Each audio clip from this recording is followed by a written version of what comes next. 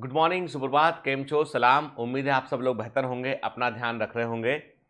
और आप में से कई सारे लोग जो है आज सैटरडे के दिन जो है जो बायोमेंटर से जुड़े हुए हैं वो इस बात को लेकर परेशान रहते हैं कि सर आज टेस्ट है, टेस्ट में कैसे स्कोर करें हम, है ना, कैसे अच्छा नंबर लेके आए हम इतना कोशिश करते हैं, टेस्ट में नंबर ही नहीं बढ़ते हैं। तो मैं क्लियर कर दूं आपसे कि टेस्ट की तैयारी आप सिर्फ टेस्ट के दिन करेंगे या एक दिन पहले करेंगे तो कोई बड़ा फर्क नहीं होगा। मतलब ये कि देखिए आप रिवाइज तो कर लेंगे, लेकिन आपको यदि अपने टेस्ट के परफॉर्मेंस को इंप्रूव करना है तो आपको हर दिन कोशिश करनी पड़ेगी।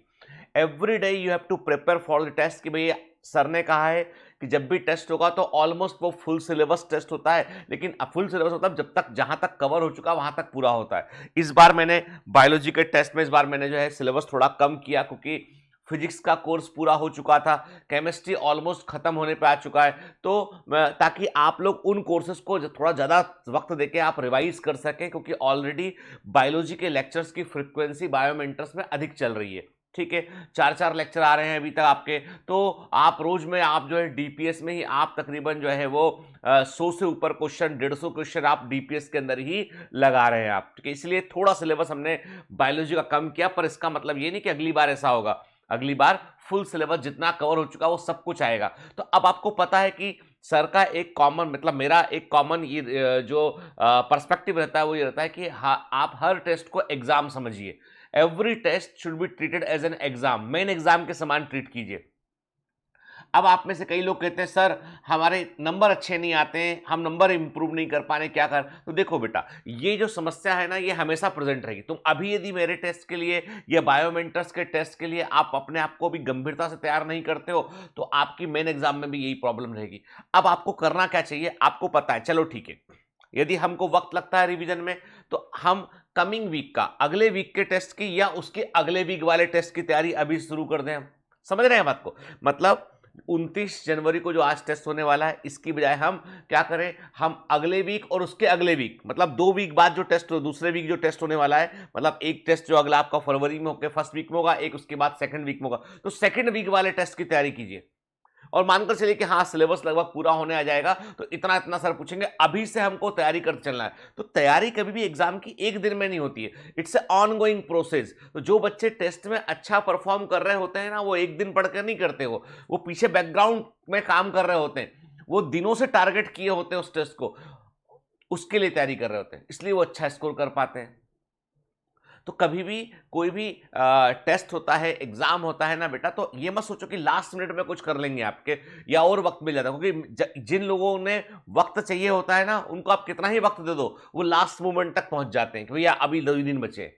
और जिनको जो है एग्जाम की सिंसियरली तैयारी करते हैं जो लोग, वो उनके लिए उनको लगता है कि एग्जाम और आगे नहीं बढ़ना चाहिए, अब हमारा प्रिपरेशन अच्छा हो चुका, हम दे देंगे एग्जाम जाके। और एक बात दिमाग में डाल लो, चाहे कोई टॉपर क्यों ना हो, कभी भी वो ये नहीं बोल सकता कि मेरा सिलेबस 100% कवर हो गया या मैं 100% एश्योर हो गया हूं, मेरे पास जब अच्छा होगा सब, ऐसा नहीं बोल सकता कोई व्यक्ति। हर व्यक्ति को उतना ही डर लगता है।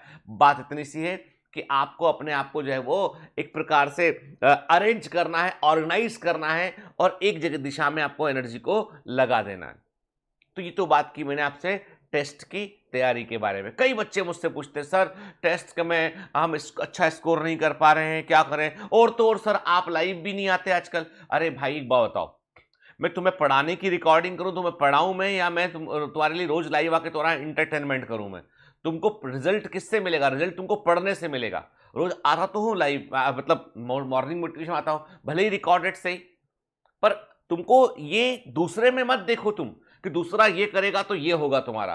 तुम ये देखो कि तुमको क्या करना है, कैसे तुमको जो है अपने आप को जो है वो ऑर्गेनाइज करके सक्सेस तक पहुंचना है, ये देखो।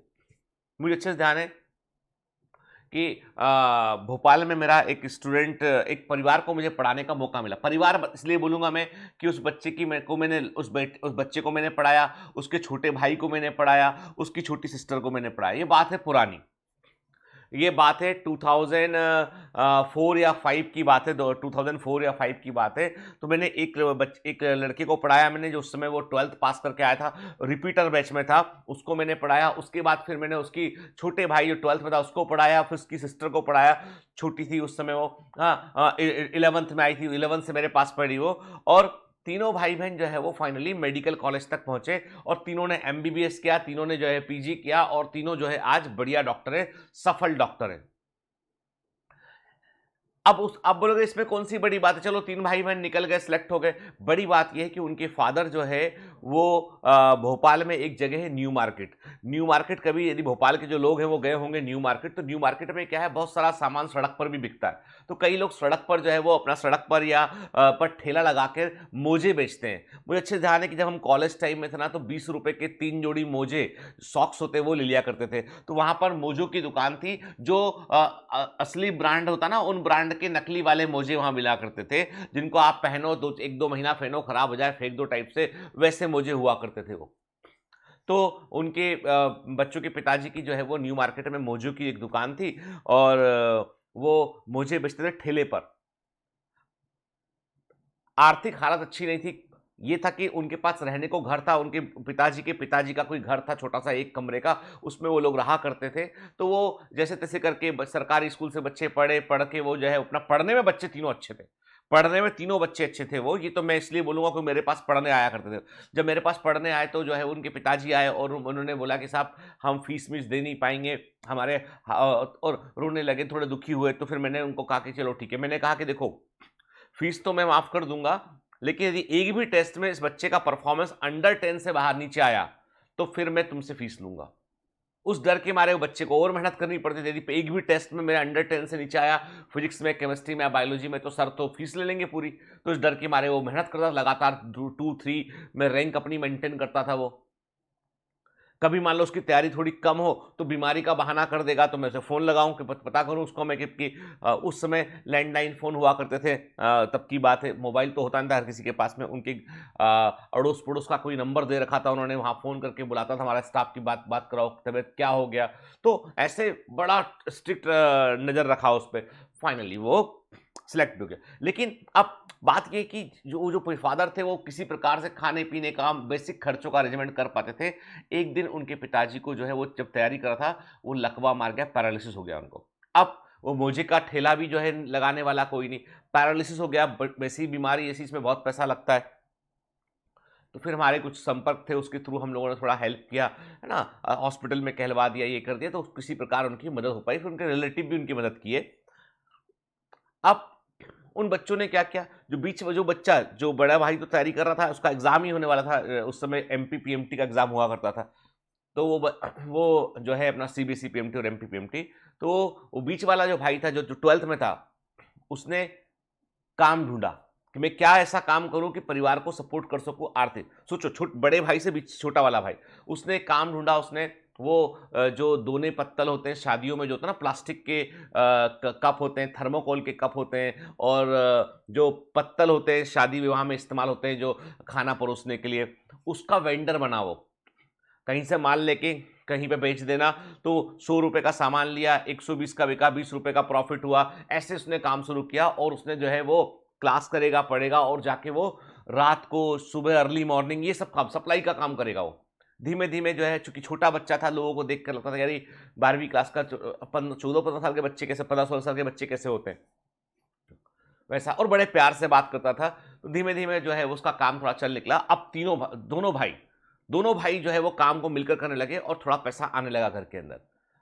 फाइनली तैयारी की। अब बड़ा वाला भाई का सिलेक्शन हो गया, तो बीच वाले भाई ने बोला भाई चिंता मत कर, तेरे को जितना पैसा लगेगा मैं ला के दूंगा। सोचो, छोटा भाई बोल रहा बड़े भाई से। मेहनत किया, एफर्ट किया, और जो है वो अपने बड़े भाई की फीस भी उन्होंने अरेंज की।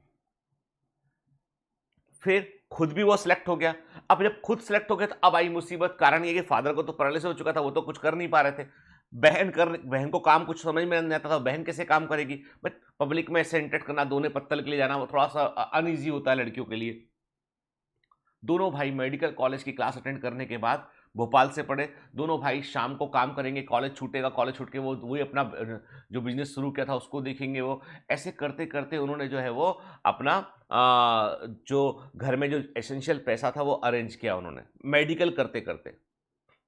फिर जब वो फाइनल ईयर में पहुंच गया बड़ा वाला भाई, तो उसने फिर जो है रात को हॉस्पिटल्स में सोना शुरू किया। हॉस्पिटल्स में भी सोने का एक जॉब होता है कि सोना नहीं होता, पता एक्चुअली होता है नाइट ड्यूटी बोलते हैं इसको, कि हॉस्पिटल में जाकर आप वहां पर नाइट ड्यूटी में रहते हैं ताकि इमरजेंसी आप टैकल कर सके कोई यार। कई छोटे छोटे अस्पताल होते हैं जिनके पास रात में डॉक्टर नहीं होते एमडी वाले, तो ऐसे उसने ट्रेंड किया अपना कोई इमरजेंसी मेडिसिन में, रात में वो अस्पतालों में जाकर जो है नाइट ड्यूटी किया होता था। दिन में पड़े रहे हैं अपना, नाइट ड्यूटी में आप थोड़ा सा सो सकते हैं, जब जरूरत पड़ती है आप झट से उठ के जो है रेडी हो जाते हैं, वैसा टाइप का काम था। और फाइनली किसी प्रकार परिस्थितियों से लड़ते लड़ते उन लोगों ने एमबीबीएस किया। फिर उसके एमबीबीएस के बाद उनकी जॉब लगी, फिर तैयारी किया, फिर पीजी में। अब पीजी में पैसे मिलते हैं, पीजी में आपको जो है वो फीस तो लगती है, छोटी मामूली फीस भी लगती है, कुछ आपको स्टाइफंड भी अच्छा खासा मिलता है। पीजी वीजी किया उन्होंने और finally they are well settled now. अभी हाल ही में मेरे पास एक उनका वो आया, इन्विटेशन आया कि उन्होंने घर लिया, उसका इनॉग्रेशन है, उन्होंने कोलार मोलार कहीं पे घर लिया उन्होंने। तो उन्होंने मुझे भेजा व्हाट्सअप पे कि सर आप आइएगा जरूर, भोपाल आए तो हमारे घर विजिट कीजिएगा के। तो अच्छा बड़ा सा 4 मंजिला बड़ा सा घर बनाया उन लोगों ने ना। बहन का भी एक फ्लोर है, भाई दोनों भाई का फ्लोर है, माता पिता का एक फ्लोर है, उन्होंने ऐसा बनाया उसको। तो देखो, बुरे दिन होते ना, संघर्ष के दिन, वो फाइनली बीत जाते हैं एक दिन, लेकिन वो देकर क्या जाते हैं और आप उससे सीखे क्या है और कितना लोहा, कितना कलेजा तुम्हारे अंदर था, इस पर डिपेंड करता है बात को। यानी कितना तुम जुनून, कितना तुम्हारे अंदर जो स्टील जिसको बोलते हैं, जिसको बोलते हैं मजबूती, कितनी तुम्हारे अंदर थी, वो मैटर करती है। इसलिए कभी भी बेटा है ना, मैं क्लियर कर दूं आपसे कि कभी भी जो है टफ टाइम को ऐसे देखो कि ये वक्त भी गुजर जाता है, लेकिन इस वक्त के बाद आने वाला वक्त कैसा होगा कि हमारे ऊपर निर्भर करता है, क्योंकि वक्त या तो गुजर जाता है या बदल जाता है। All the best.